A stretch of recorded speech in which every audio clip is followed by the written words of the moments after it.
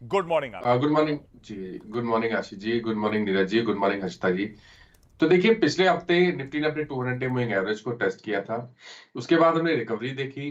Tuesday के session में Nifty ने 38.20% जो पूरा क्रैक हमने 19,800 से लेकर 18,800 तक दिया था, तो उसका 38.20% रिट्रेसमेंट लेवल को टेस्ट किया। वहां पर प्रॉफिट बुकिंग भी देखने को मिली। लेकिन देखिए, अब पॉइंट ये है कि अगर ये पिछले लोज को ब्रीच नहीं करता है और एक हायर लो बनाता है, तो आपको बहुत चांसेस है कि जो 19,200 का एक हर्डल है, निफ्टी उसको क्रॉस करेगा और कम से कम 50% रिट्रेसमेंट लेवल को टेस्ट करने की कोशिश करेगा, जो कि 19,350 के आसपास है। तो वही मेरी टारगेट है। मेरा समझना है कि अगर आज 150 पॉइंट ऊपर खुले, तो छोटे मोटे करेक्शन का इंतजार कर लीजिए। लेकिन आज के लिए ओपनिंग के बाद के हिसाब से अगर हम देखें और हम ये मान के चले कि 19,150, माफ करिएगा,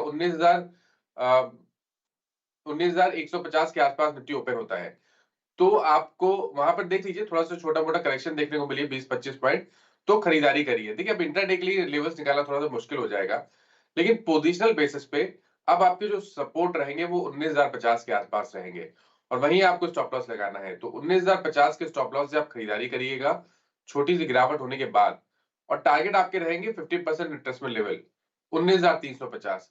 वहां पर अपने टारगेट सेट करिए। मैं उम्मीद कर रहा हूं कि शायद वो लेवल्स आपको 1 से 2 दिनों में देखने को मिल जाएंगे, और अगर ऐसा होता है 19,250 225 के ऊपर के लेवल्स देखने को मिलेंगे, तो वो हायर टॉप्स हायर बॉटम का कंफर्मेशन भी होगा।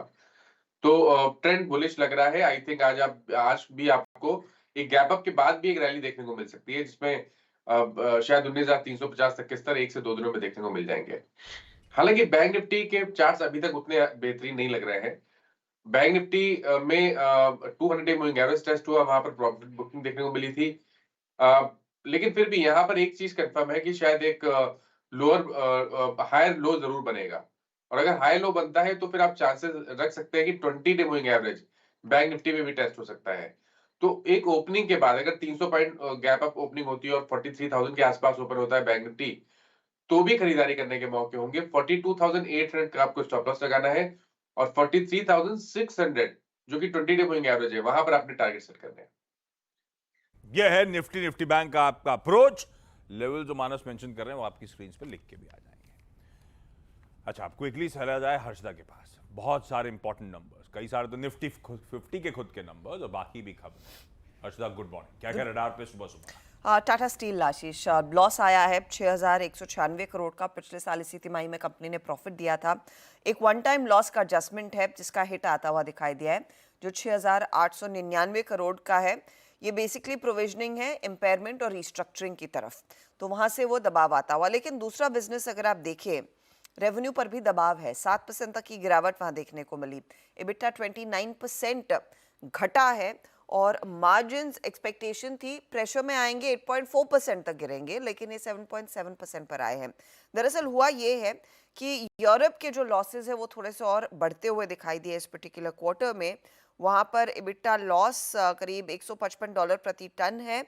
अनुमान था कि प्रेशर आएगा तो $140 प्रति टन तक आएगा, तो वो लॉस बढ़कर आ रहा है, और उसके चलते दरअसल प्रेशर बनता हुआ इनके नेदरलैंड बिजनेस पर भी एक इम्पैक्ट आता हुआ दिखाई दिया है।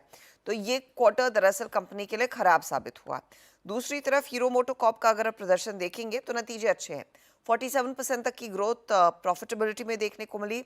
1053 करोड़ का आंकड़ा है, उम्मीद से बेहतर। रेवेन्यू 4% बढ़कर आया है, ये भी उम्मीद से बेहतर है, 9,445 करोड़ के करीब। एबिटा में हम करीब 28% तक का इजाफा देख रहे हैं, और ये इनफैक्ट इन लाइन है 1328 करोड़ के आसपास।